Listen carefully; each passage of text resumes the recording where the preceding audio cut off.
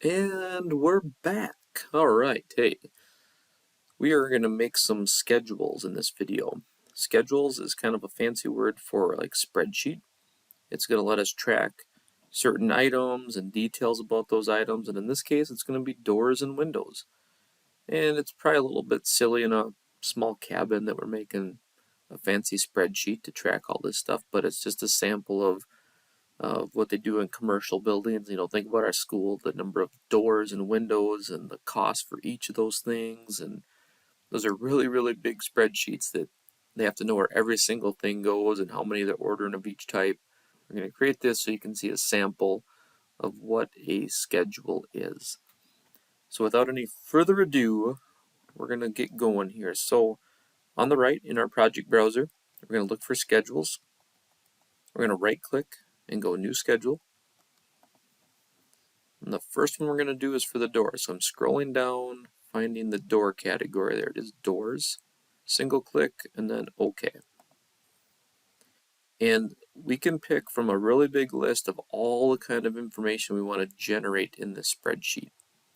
And what we're going to be looking for is, the first one is family, kind of like what type or style door it is. So single click, green arrow then. Next one is type. Scroll down, type, green arrow, then type mark. And you can also just double click on the words here too. Sends them over. Comments. Comments. There it is. That alphabet still works. And function. There we go. Function. Double click. And click OK now to create our spreadsheet. There it is. And you can adjust the width of column A so you can see everything in there. Yep. Let's go till you have a little bit of space there on that first row that we know it's wide enough. I'm going to single click up here where it says door schedule. That selects that cell. I'm going to go up to font, and I'm going to modify the font size to be 1/4 of an inch. Enter. You can see that title changes. And everything else should be 1/8 by default, so we're good there. The other thing I want to do is columns B, C, D, and E. If you left click and hold on B and just go to the right, it selects everything. And we're going to align those cells to be centered. It just looks nicer when they're all down the middle. And we can also maybe widen D a little bit because we got to fill some comments in here. And for example, this first door is going to be the front door or main door. These descriptions might be slightly different than our technical drawings, and that's okay. I'm streamlining the comments here a little bit so the video is correct. At least I hope I stand by that still. Oh, that's good. It might be easier to actually, well, we can put the comments in now. The exterior double sliding glass door are the patio doors. Patio door. Click off. Now that I have these, and these kind of generate in the list. So if I hit the drop down, I can select it. These single flushes are the bedroom doors. Oops. Bedroom. Click off, and then just click down here to reselect. There we go. Then we have bedroom closet.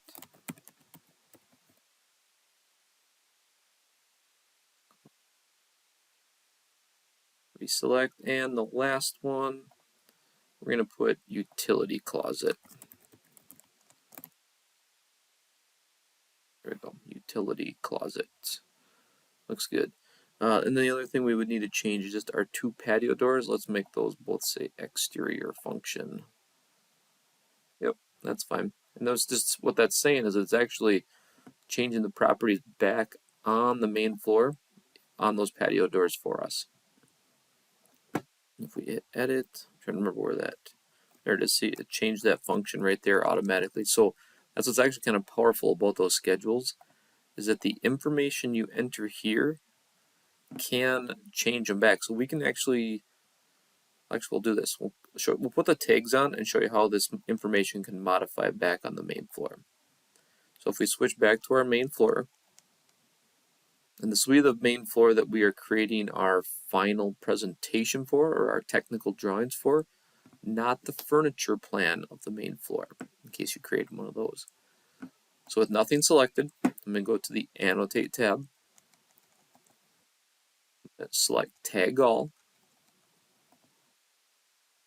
click on Door Tags, and click OK. And there we go. It dropped all those tags in.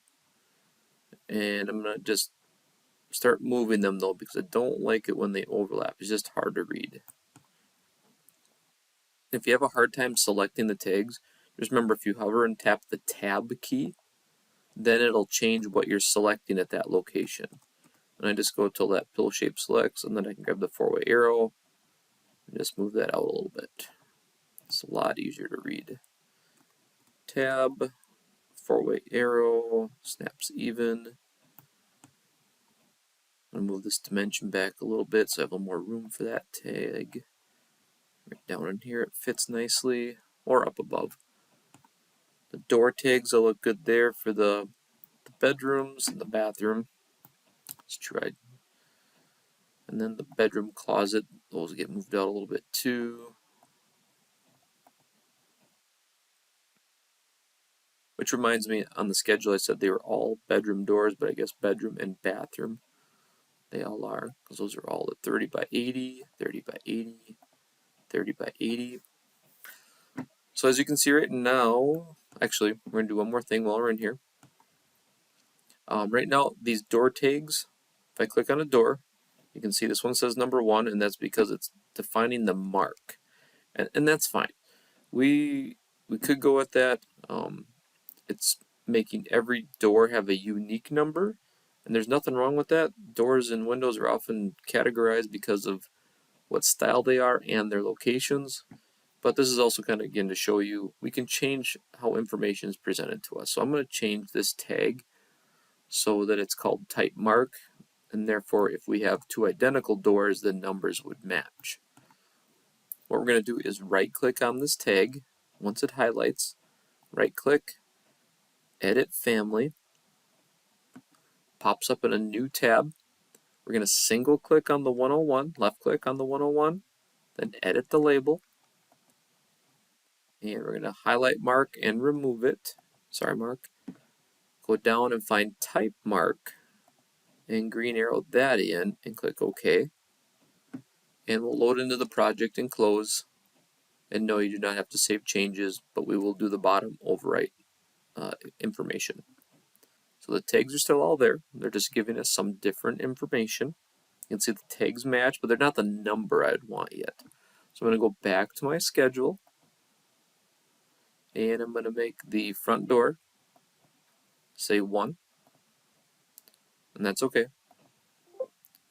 It's going to say, yeah, we got some duplicate marks, it's fine. And I'm going to make my patio doors say 2, which automatically changed the other one. These single flushes are going to be 3. Yep, just keep getting a warning. It's okay. Keep going. We're going to have our bedroom closet say 4.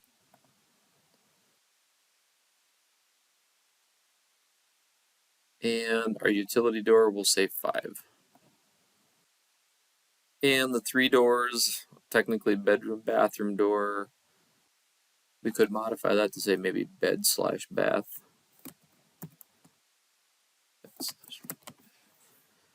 Click off, and then we should be able to make those match again.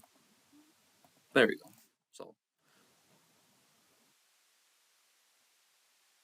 kind of a new list I'm making here on the fly. A little bit cleaner look, I think, than west north, and just a different way to do it.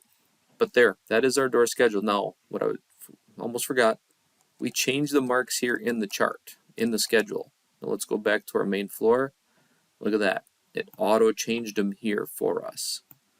Now, where was it here? I also could have changed it by left clicking on the door one time. And it's not the mark here anymore, but I would edit type, scroll all the way down, and there in the middle is type mark, and there I could have also changed the number right there. It's pretty easy to do right on the chart. Okay, so that is the door schedule. Now we want to create a window schedule. So I'm going to go back to that schedule category, right click, another new schedule. This time scroll all the way down. Windows, single click on Windows, click OK. And let me scroll my little list here. Okay, we want family again, so single click green arrow, type mark. And I like keeping those separate. Type mark. And comments is our last one. There we go. And click OK to build our spreadsheet. There it is. I make A little wider. It's plenty wide. I'm going to click once up here in the title. Go to font. Make that 1/4 inch. Enter. Makes the title nice and big. I'm going to highlight BCD again. So I left click and hold on B, drag across, go to alignment, center. Looks great. Comments will need to be a little bit wider here. And I'm going to go ahead and get these all tagged so I remember where they all are. And I'm going to go ahead and actually, we'll change the type marks right away. We're going to make that say A. Yep. So change all the same windows to A. Change this window to B. Click OK. And I'm going to change this window to C. And I just click in another cell. Probably could have hit enter too. Okay, so let's go see where those windows all are. Back on the main floor. Just click off so nothing's selected in case I still had a door or something weird selected. Then annotate tab up top, annotate, tag all the way down, check windows, window tags, and click OK. And there we go. They brings our window tags right in. I'm going to move them to the inside, much easier to see. Like lines going through my tags there. So the A's are for the bedrooms.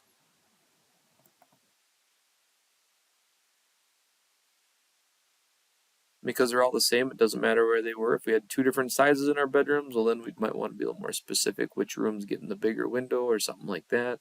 In this case it doesn't matter. B, it's going down below like that. That looks alright because we have cabinets here in the way. And then we also need to go to our foundation plan. So house footing bottom. And it's going to get some extra stuff. I'm just going to right click on things I don't want in the foundation plan.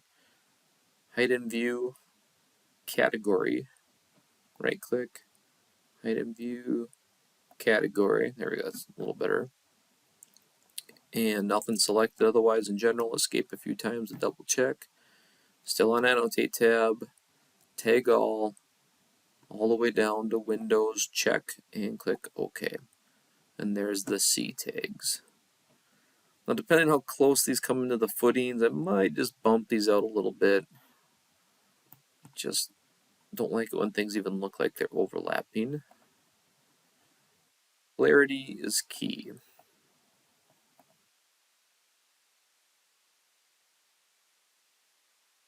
There we go, that looks nice. And that's our, because we predetermined, it's so much easier to have them preset, and then when they come, the tags are all the way we want them. Really handy to be able to do it right here and force the information back to the tags here. And the windows are no different than doors. If you really wanted to see where it was on here, you click any one of these windows, edit type, and right there is where type mark information is. So just click OK to get out of there, click off, nothing selected. There's one more thing, the comments. Let's see, what do we want to put in here? So we comments for A, we're going to say bedroom.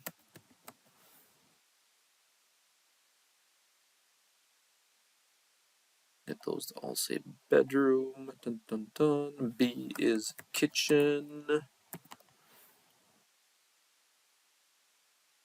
And C is basement. Or foundation. You could put, I would be okay with either one. And there we go.